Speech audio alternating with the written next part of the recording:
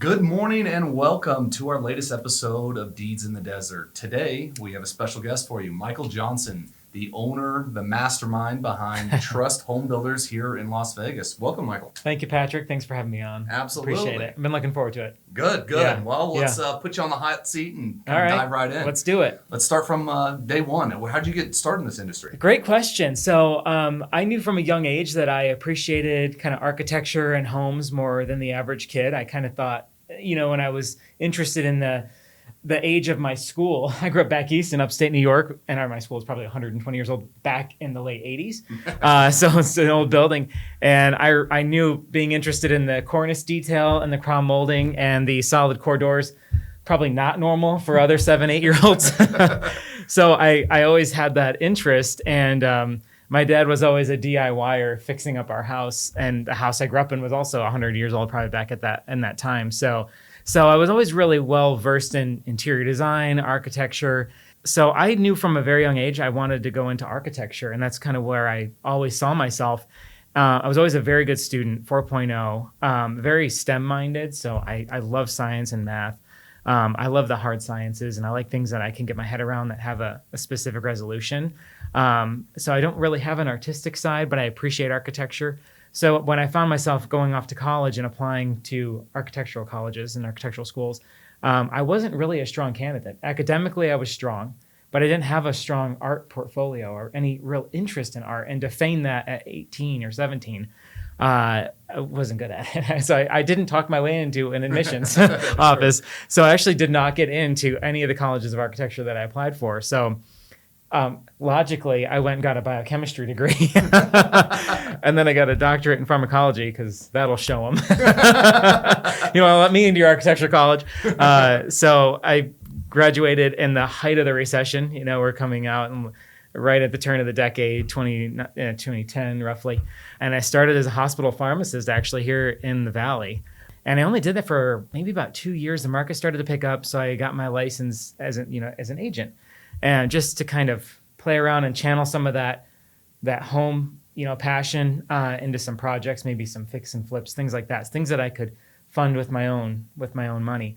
And that, oddly enough, kind of took off. And believe it or not, within 2 years, I had far surpassed my income as a clinical pharmacist, which is a good income, is a good salary. Thankfully, I've always lived below my means, and I was able to invest that extra into a business, which then became a brokerage. And I partnered up with someone, and we ended up growing a brokerage to around 50 agents and just kept reinvesting whatever extra I made into real estate, into my own holdings. And then around 2016, I came across a little infill parcel in center of town, Sahara and Valley View. And I put a little 1,600 square foot house on it, all self-funded. I felt a compulsion, like I had to do it.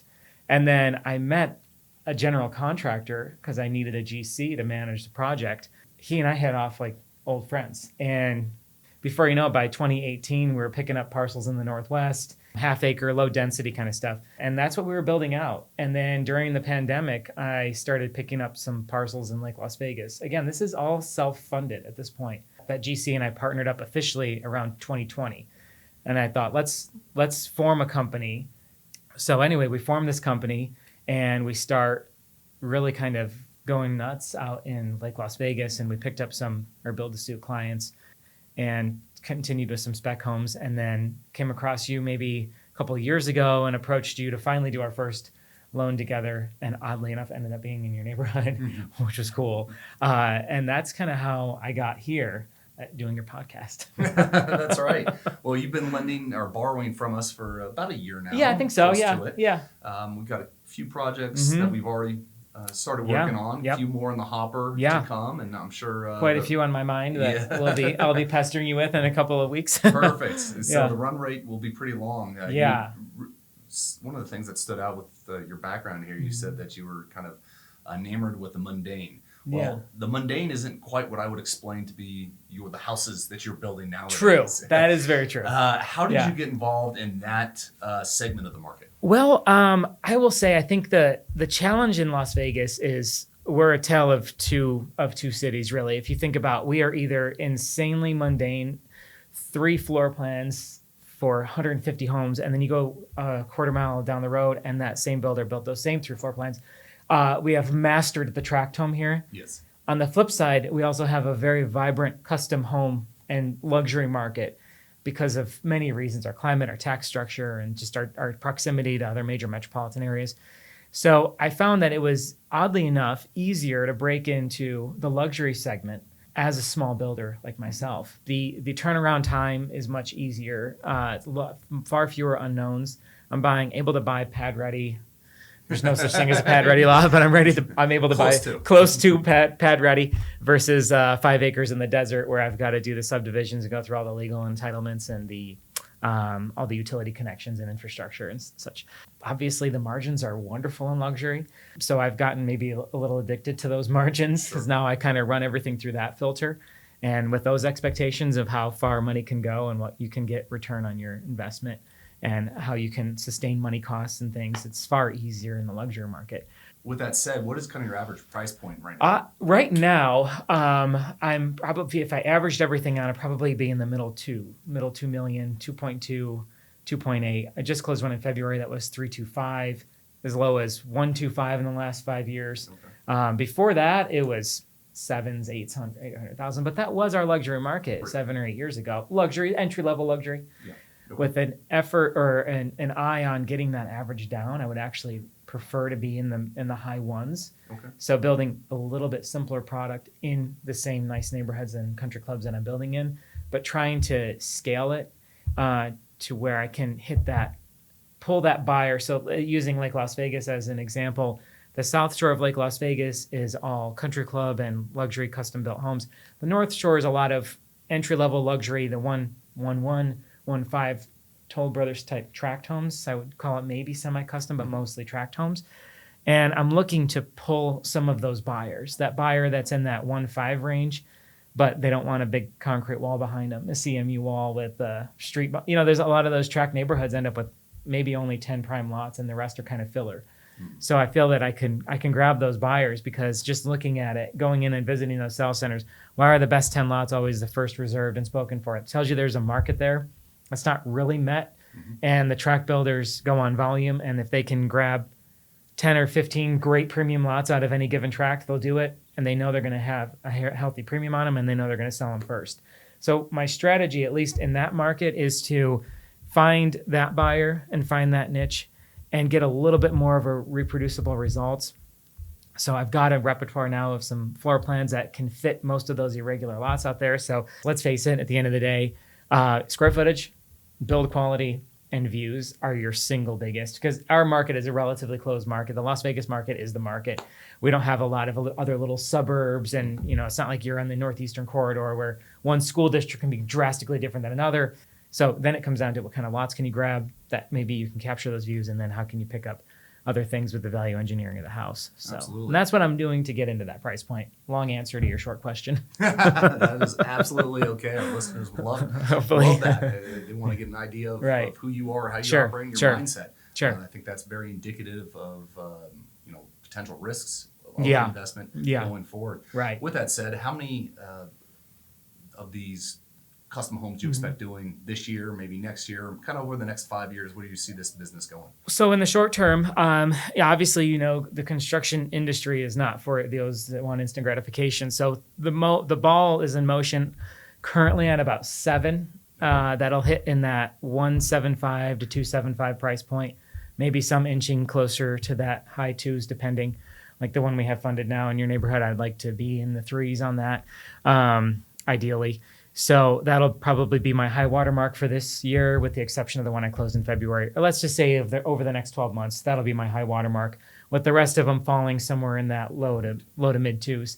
Where I would love to be in 5 years is to have maybe departed from luxury and maybe dabble in luxury 1 or 2, and get into understanding infrastructure, subdivisions, laterals, things like that, where I can start to create entire neighborhoods that can hit a healthier price point that is a little bit more accessible to the average buyer in Las Vegas. That's kind of my dream, which you'd think you'd start there and want to dream for luxury, usually. But I think that's truly where I see it in 5 years. And I do know that ultimately, if I'm here and doing this long enough, I will run out of buildable parcels. There's very few new neighborhoods opening that are bring your own builder type neighborhoods in Las Vegas or in the metro area.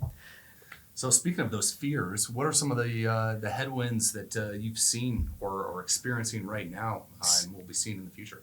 Well, that's a great question. I think, so for me, headwinds to my business are state and local jurisdictions.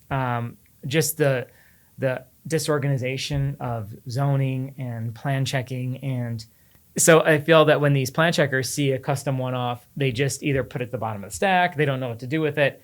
They don't want to be the only person to sign off on it, where they know if they've seen this 3800 model from Pulte, okay, this has been checked off. Let's just check it for the 2022 codes. That's all they're doing at that point. And with me, they're checking these as unique plans every single time. And so that variability is the biggest factor that stops me from saying, let's expand this to 30 $2 million homes, because I do think the market could tolerate it, and I think the market could bear it. And I'd be comfortable doing that if the funds were there and the capital was there. Hint, hint. No, but it's to me, it's yes, but I have another headwind in terms of the professional services. I'm constantly shopping for engineers and architects, because as soon as I think I find a good one, they kind of let me down, or I feel like I send off the architecturals and it goes into a black hole. And it's like, hey, I don't know what more I can do to light a fire.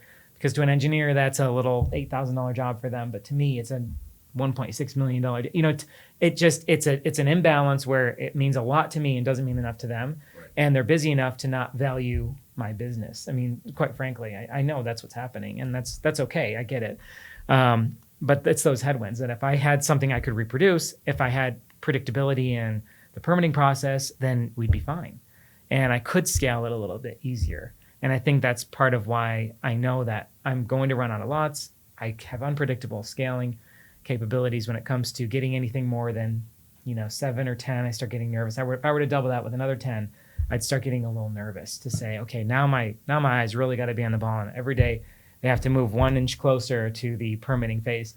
Sure. Thankfully, having a partner who has a background and a degree in construction management, 20 years working for production builders, when we bring his skill set to the custom home space, he does very, very well in turnaround times, and we're able to build, 4,000 or 5,000 square foot home in the period of a year, completely done. And that to me is an accomplishment when I see how far, behind some other builders will be in the same neighborhood, for on a build to suit or something. So I can control it from permit forward for the most part. I cannot control it before permit, and that's my biggest angst.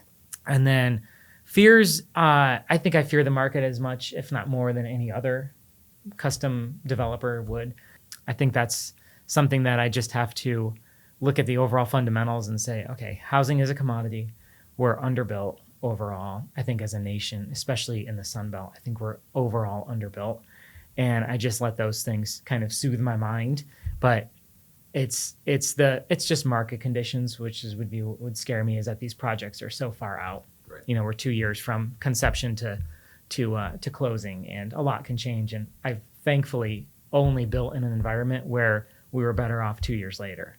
But I'm cognizant enough to know that that's not a given. The market can change dramatically in a span of 2 years.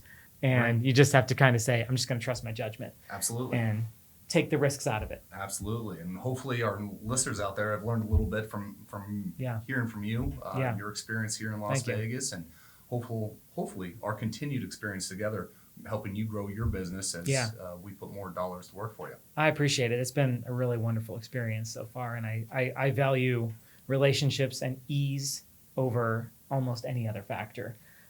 So for us, we've always had that. We've always had a great rapport, and I know that 9 times out of 10, when I call you, it's a yes. And it makes me feel good to know that I can scale this without being throttled down by my own capital. Absolutely. So I appreciate you stopping by today, Michael. Thanks, Patrick. I appreciate it. If you have any questions out there, feel free to let us know. Thank you. Take care. I appreciate it.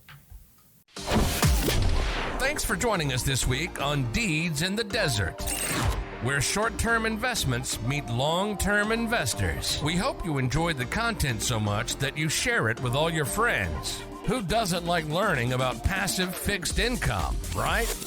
Still hungry for more education? Visit our website at ignitefunding.com. Or if you're ready to take the leap and start investing, give us a call at 702-761-0000 and schedule a free investor consultation.